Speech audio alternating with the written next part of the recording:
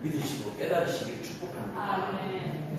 숨기지 마시고 얘기하시기 바랍니다. 아멘. 정말 내가 원하는 것이 무엇이고 정말 그동안 하나님을 외면했던 내 죄를 하나님 앞에 고백하고 정말로 친밀하게 만나시면 하나님과 우리가 하나 되는 줄로 믿으시기를 축복합니다.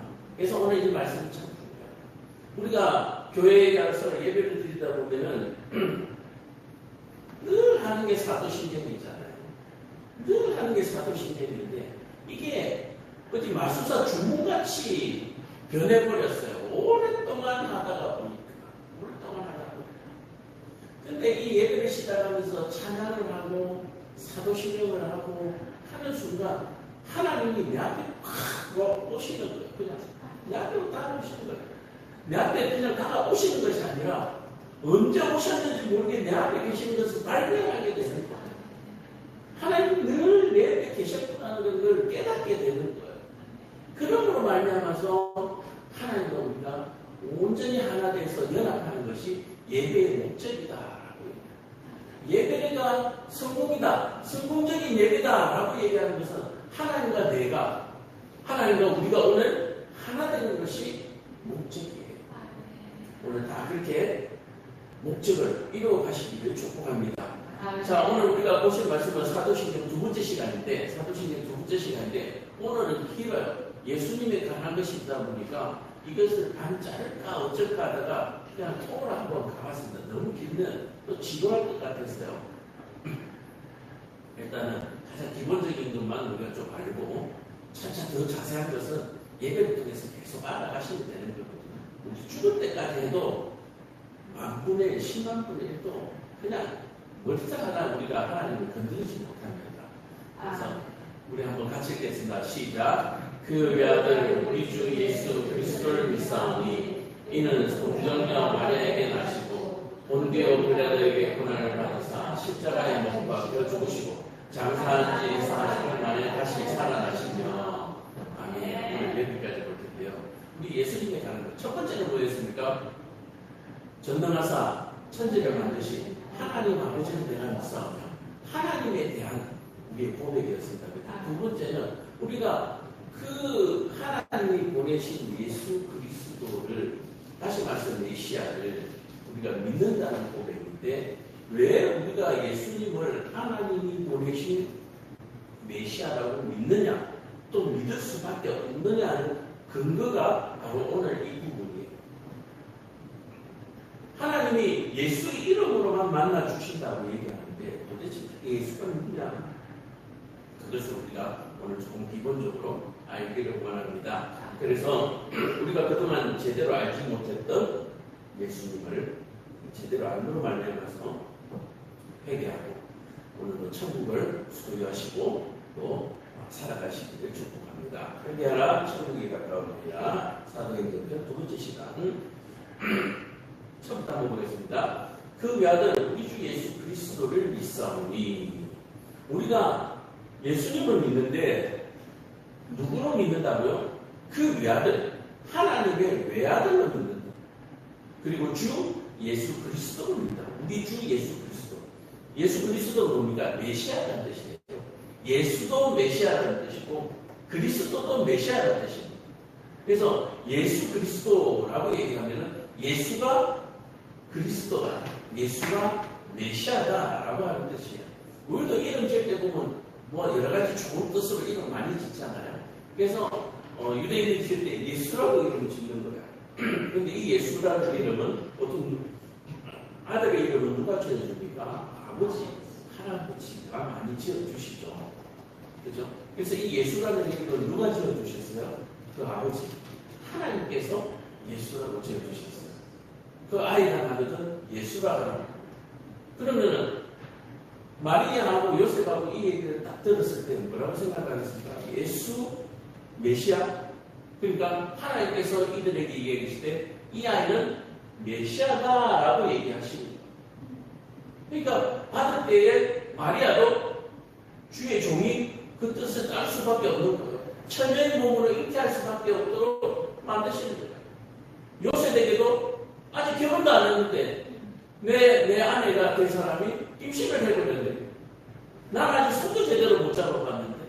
근데 하나님께서 예수라, 얘는 네 아들이 아니라 내 아들이고 이 아이는 너희를 구원할 너희의 주인이다 라고 하니까 그냥 받아들일 수밖에 없는 거예요. 자 보세요. 결혼을 하기 전이에요. 남자와 여자가 결혼을 하기 전이에요. 근데 이 시대는 좀 남자 위주다 보니까 여자가 결혼도 하기 전에 임신을 해버리면 이 여자는 어떤 모습, 어떤 상황입니까? 그냥 죽는 거예요. 부정한 여자는 죽는 상황이에요. 이 남자는 어떤 상황입니까? 이것을 인정하지 않으면 이 여자와 결혼할 수 없는 것은 그냥 기본이지만 어떻게 보면 이 남자가 당연히 결혼 안 하는 게 맞는지 모르지만 이 남자는 이 여자를 어떻게 했습니까? 뼈 중에 뼈요, 살 중에 살이라고 사랑하는 여자라는 말이에요. 사랑하는 여자와 결혼하지 못하는 아픔을 이 남자를 갖게 되는 거예요. 자, 그럼에도 불구하고 그것을 받아들일 수밖에 없는 바로 그 이름이 예수다라고 얘기하는 거예요. 자, 사도행전 4장 12절에 보면은 다른 이로서는 구원을 얻을 수 없나니 천하 인간에게 구원을 얻을 만한 다른 이름을 우리에게 주신 일이 없으니라 하였더라. 아멘. 하나님이 예수 이외에는 구원의 길을 다 닫았다라고 얘기하는 거예요.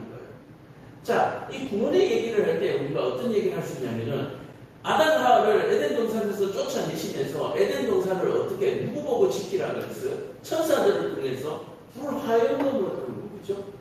지키도록 완전히 봉쇄를 했어요. 봉쇄를 했는데 뭘 이제 그동안 휘장으로 딱 가려놓고 봉쇄를 했었는데 누구를 통해서요? 예수를 통해서 쪽문을 하나 열어놓으신 거예요. 이 길로만 에덴에 돌아올 수 있다, 들어갈 수 있다라고 열어놓으신 그 이름이 예수라는 이름이에요. 요즘 신식으로 얘기하면 비밀번호가 예수라는 얘기예요. 그 이름 외에는 줄 것이 없다라고 얘기합니다. 그래서 하나님께서 친히 그 이름 외에는 내가 준 적이 없다라고 얘기하시기 때문에 그 외아들 우리 주 예수 그리스도를 믿사오니라고 하는 고백을 할 수밖에 없는 거예요. 예수가 비밀번호라는 거예요. 그리고 이 예수가 비밀번호인 줄 알고 어디를 가야 합니까? 천사들이 지키는 그것으로 우리는 지금 가야 되는 거예요. 가는 길이 얼마나 험난합니까? 가는 길이 얼마나 험난해요. 그러나 우리는 그것을 믿고 나아간다. 지난 시간에도 말씀드렸지만 이 사도신경이 만들어지는 400~500년 동안이 어떤 기간이라고요?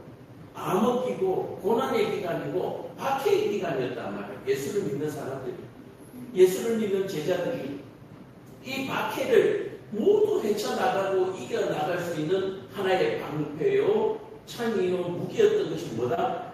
이 사도신경, 이 고백을 통해서 이겨나갔다라고 하는 사실 여러분들 꼭 기억하시기를 바랍니다.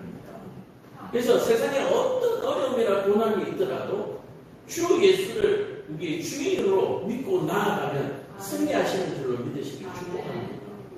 세상 사람들은 끝이라 그러고 망한다라고 얘기하지만 예수를 소유한 사람은 결코 망하지 않는 줄로 믿으시길 축복합니다.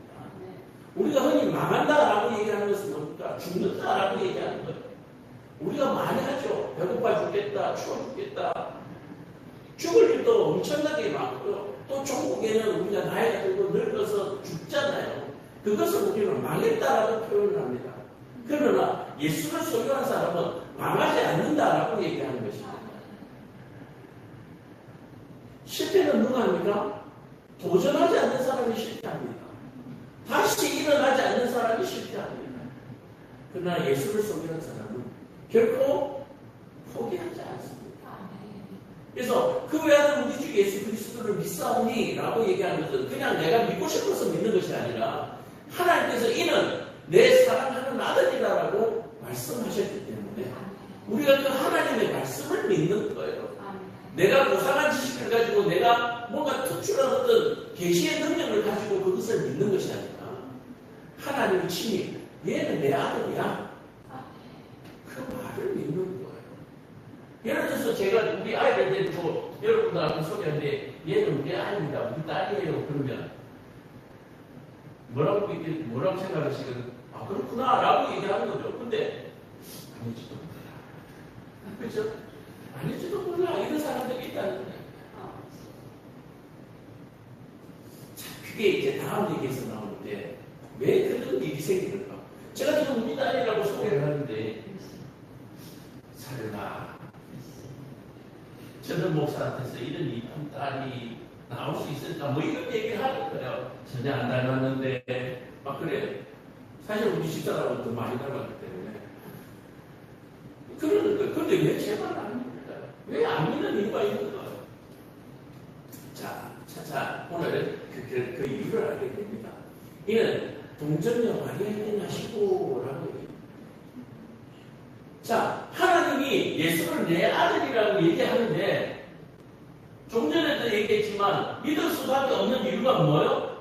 예수가 동정녀인 마리아, 처녀인 마리아, 남자와 손도 한번 잡았는지 일단 보니까 일단 그렇게 얘기합시다. 남자 7세 부동석이니까 손도 잡아보지 아니한 내 아내들 여자가 잉태한 아이가 예수이기 때문에 우리는 흔히 이 동정녀라고 얘기하는 부분에 있어서 마리아를 굉장히 신성시하려고 하는 경향이 있습니다. 결코 그렇지 않습니까? 결코 그렇지 않아요. 마리아가 결코 거룩하거나 성인이 아니에요.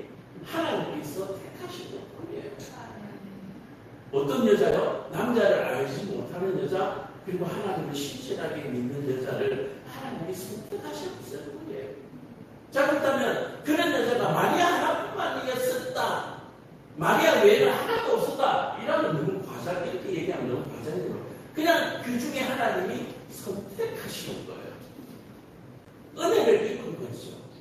저와 여러분들도 그냥 은혜를 입은 거예요. 그래서 하나님의 자녀가 되는 거예요. 마리아를 신성시해서는 안 됩니다. 예수님의 엄마이기 때문에 이 마리아도 하나님이다 라고 얘기를 하면 이 곤란한 사건이 발생하는 거예요. 그저 우리와 똑같은 죄인인 사람이 불과하다는 사실을 여러분들 꼭 믿으시기를, 깨달으시기를 축복합니다. 우리는 오직 예수입니다. 오직 예수예요. 예수님이 여기를 만졌으니까 여기 갖다 대면 뭔가 막 깨진 거기도 붙을 것 같고, 그게 아니라는 얘기예요. 그렇게 믿으시면 안 돼요. 설사 그렇게 되더라도 믿지 마세요. 우리는 병이 나은 것으로 믿는 것이 아니라 하나님의 말씀으로 믿는 줄 깨달으시길 축복합니다. 병이 나음으로 믿는 거 아니에요. 내 소원이 이루어졌으니까 믿는 거 아니에요. 내 소원이 안 이루어졌으니까 하나님 안 계신 게 아니라는 얘기예요. 오로지 우리는 하나님의 말씀으로 믿습니다. 그것이 신앙 고백의 뼈대예요. 이게 그냥 400년, 500년 동안 믿음 생활 하시던 분들이 내가 이렇게 믿기로 했어 하고 이렇게 만들어 놓은 것이 아니라 하나님 말씀을 액기스로 뽑았다, 전제에서 뽑았다. 그래서 이게 하나님의 말씀이에요. 그래서 성경 66권 총 전체의 줄거리다라고 말씀을 드릴 수가 있는 거예요. 그래서 이 동정녀 마리아에게 나셨다라고 한 것이 고린도후서 5장 21절에 보면은 하나님이 죄를 알지 못하신 이름. 자, 동정녀 마리아에게 나셨다라고 얘기할 때에 우리가 얘기하는 것은 뭡니까? 남자를 알지 못하는 상태에서 예수님이 마리아에게 잉태되셨잖아요. 이것은 뭐냐면은 예수님이 죄가 없으신 상태다. 왜냐하면 여자의 몸에서 난 모든 사람은 죄를 가지고 태어납니다. 죄를 가지고 태어나요. 자, 그러면 소위 말해서 요셉의 몸에서 정자가 나와서 마리아의 몸속으로 들어가면 죄가 들어가는 거잖아요. 요셉도 죄인이고 마리아도 죄인이란 말이에요. 이 남자와 여자 사이에서 태어나는 모든, 여자에게서 남자라고 하는 말은 남자와 여자의 사람 사이에서 태어나는 모든 사람은 죄가 있다라고 얘기하는 거예요. 이해가 되시죠? 네. 문제라고 하는 것인데, 여자에게서 남자, 이 얘기만 하면은 예수님이 마리아에게서 났으니까 예수님도 죄인이 되어버리잖아요. 여자에게서 남자는 모두가 죄인이다라고 하는 것은 앞에 걸 잘라버렸기 때문에 그래요. 이 여자에게서 난 자란 말은 사랑인 남자와 사랑인 여자 사이에서 나는 모든 사람, 아담 이후로 모든 사람은 죄를 가지고 태어난다라고 얘기해요. 그 뜻이에요. 그래서 동정녀 마리아에게서 난 예수님이 죄가 없다라고 얘기하는 것은 예수님이 남자와 여자 사이에서 태어난 것이 아니다라는 것을 말씀하고 있는 거예요. 그러므로 예수님은 죄가 없으시다라고 얘기해요. 이것을 우리가 믿는 거예요. 동정녀 마리아에게서 났다라고 하는 것은 예수님은 죄 없으신 상태에서 태어나셨다. 좀 더 신학적으로 얘기하면 육신의 몸을 입으신 하나님이다라고 얘기를 하는 거예요. 그렇게 오셨다라고 얘기하면 이해가 가시죠. 또 하나, 그냥 우리의 상식과 우리의 지식으로 죄에 대해서 제가 조금 알려드린다면, 우리가 가지고 있는 상식은 뭡니까? 내가 누구를 때리면 폭행죄가 되죠. 그죠? 내가 누군가의 물건을 훔치면 절도가 됩니다. 그죠? 내가 누군가를 죽이면 살인죄가 됩니다. 그러나 내가 아무것도 하지 않는 상태에서는 죄가 없다라고 하는 게 우리 일반적인 세상의 지식이에요. 하나님이 우리에게 죄가 있다라는 것이 이 세상과 적용이 안 되는 거예요. 근데 잘 생각해 보세요. 가방 안에 또 리모컨인데요. 리모컨이 들었어요. 리모컨이 없는데 제가 가방에서 리모컨을 꺼내면 이건 뭡니까? 마술도 기적이잖아요. 제가 가방 안에서 리모컨을 꺼낼 수 있는 것은 안에 뭐가 있기 때문에요? 리모컨이 있기 때문에 그럴 수 있는 거예요. 다시 말해서 제가 죄를 짓는 것은 내 안에 죄가 있기 때문에 죄를 짓는 거예요. 세상의 죄는, 세상에서는 왜요? 눈에 보이지 않는 것을 안 믿잖아요. 오로지 과학으로 증명된 것만 믿잖아요. 그러니까 내가 누군가를 때려야 폭행죄가 되는 거예요. 내 안에 폭행죄가 있다는 것이 이 사람들 눈에는 안 보이거든요. 나의 잔인함이, 나의 폭력성이 눈에 안 보이거든요. 그러니까 내가 밖으로 행동해야만 죄라고 얘기하는 거예요. 그러나 그렇지 않다라고 얘기하는 거예요. 그리고 이 사람이 왜 때렸을까 하면 사람들은 이렇게 얘기합니다. 뭔가 원인이 있겠지 라고 하는 사건을 만들어요. 그런데 궁극적인 것은 우리 안에 뭐가 있기 때문에요? 죄가 있기 때문에 그렇습니다. 죄가 있기 때문에 우리가 병에 걸리는데요. 이것이 바깥에서 들어왔다라고 생각할 때가 참 많아요. 근데 우리 안에 원래 있을 수도 있어요. 그것이 힘을 발휘하는 거예요. 죄와 한번 비교해볼 때 그렇다는 얘기예요. 자, 안에 죄가 있어요. 작게 움츠리고 있어요. 이것이 바깥으로 나오면서 커지죠. 사건으로 드러나잖아요. 그렇죠? 그것처럼 우리 안에도 많은 것들이 있지만 이것이 힘을 발휘하지 못하고 가만히 있다가 힘을 발휘하기 시작하면 문제가 생기는 거예요. 우리 감이 콩알 맺어진다. 그죠? 감, 이렇게 있어야 할 감이 갑자기 콩알만 맺으면 이게 병이 되는 거잖아요. 그죠? 그것처럼 우리 안에 이미 모든 것들이 있는데 그것들이 자연스럽지 못하고 조화롭지 못하게 움직일 때에 문제가 발생하게 되고 또 어떤 환경을 통해서 이것이 자연스럽게 움직이지 못하도록 방해를 하니까 병이 되는 것 아니겠어요? 그렇죠? 우리가 죄를 통해서 우리를 조금 알아보고 우리에게 일어나는 현상들을 볼 때 우리 안에 뭐가 있다? 죄가 있다라고 하는 거예요. 그래서 우리의 몸을 정결하게 하고 우리의 생각과 마음을 정결하게 하고 자, 그래서 아담이 본장으로 말미암아서 이 죄가 들어왔습니다. 이 죄를 쫓아내버리면 우리 안에 죄가 없어지는 것이겠죠. 자, 그래서 이 죄를 쫓아내는 방법이 뭐예요? 주 예수를 영접하는 거예요. 그래서 우리가 살아가는 날 동안에, 이 땅에 살아가는 날 동안에는 예수님이 우리의 죄를 꽉 눌러주세요. 꽉 눌러주세요. 그러나 이제 마지막 심판이 되고 나면은 죄를 완전히 지옥에 던져버리고 불살라버리기 때문에 그때부터는 예수님이 나를 진정시키지 아니하도록 않더라도 내가 예수님처럼 영생하면서 살아갈 수 있게 되는 거예요. 그러나 예수님이 눌러주시는 기간에도 내가 천국을 살 수 있다라는 사실을 꼭 기억하시길 바랍니다. 밖에 걸어다니는 건강한 사람들도 마찬가지 예수님이 눌러주고 계신 거예요. 자, 그 다음에 이 안에서 치료받고 계신 분들은 그럼 안 눌러주실 거냐? 그거 아니고요. 그런 건 아니에요. 그걸 그렇게 또 생각하시면 안 돼요. 이걸 흰 것과 검은 것으로만 생각하는 것이 아니라 하나님께서는 다 뭐가 있다? 이유가 있다. 저 바깥 사람들에게 보여주기 위한 거예요. 내가 지금 누르고 있다는 거예요. 안 눌렀을 때는 어떻게 되는지를 우리에게 보여주는 거예요. 그럼 내가 세상에 선생님으로 하고 있는 거죠. 그러나 내가 가지고 있는 이 병이 우리를 어떻게 하지 못해요. 우리가 여기를 보시다도 알잖아요. 생명만은 손대지 못한다.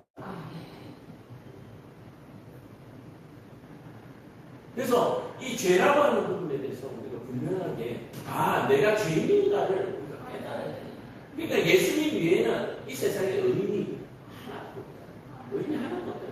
고상한 척에도 의인이 하나도 없다.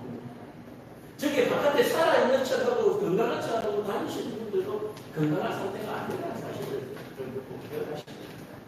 자, 그래서 이는 동전적 마리아에게 나시고 라고 하는 것이 고린도후서 5장 21절에 하나님이 죄를 알지 못하는 이름으로 우리는 믿고 깨닫고 살아가는 거예요. 고백하는 거예요. 자, 그 다음에 똑같은 부분이에요. 그 다음에 본디오 빌라도에게 고난을 받아서 십자가 죽으시고 라고 얘기하는 부분은 빨간 부분을 보면 우리를 대신하여 죄를 그죠? 삼으신 것을 우리로 하여금 그 안에서 하나님의 의가 되게 하는 것입니다. 다시 말해서 앞에 동정녀의 마리아에게 나셨다는 거 있잖아요. 죄 없으신 예수님이 뭐요? 우리를 대신해서 죄인이 되셨다.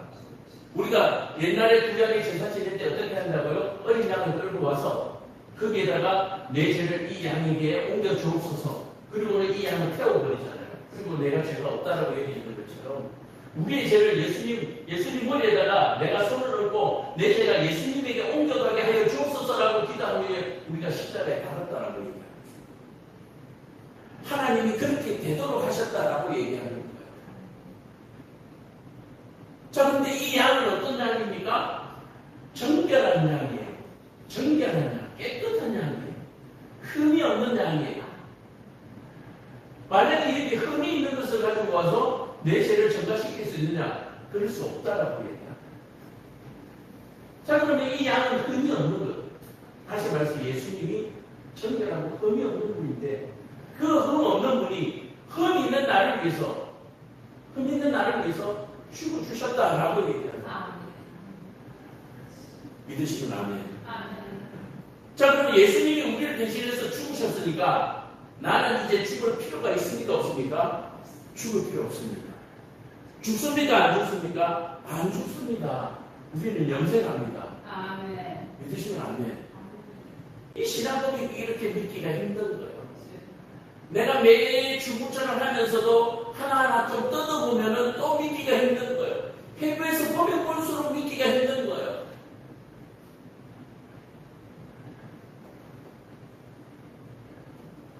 그러나 우리가 완전히 이렇게 해부해 봤을 때 이 해부된 것이 나라는 사실을 여러분들 꼭 깨달으시기 바랍니다.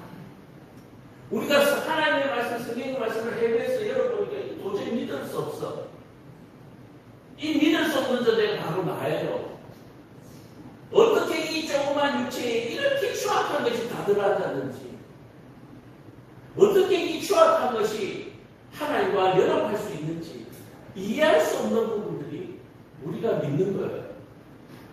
우리는 보이지 않는 것을 믿는 것입니다. 보이는 것을 믿는 것이 아니에요. 그래서 본디오 빌라도에게 고난을 받았다. 이 본디오 빌라도는 뭡니까? 죄의 대명사를 얘기하는 겁니다. 죄의 전체적인 대명사예요. 우상의 대명사로 본디오 빌라도를 끌어다 놓은 거예요.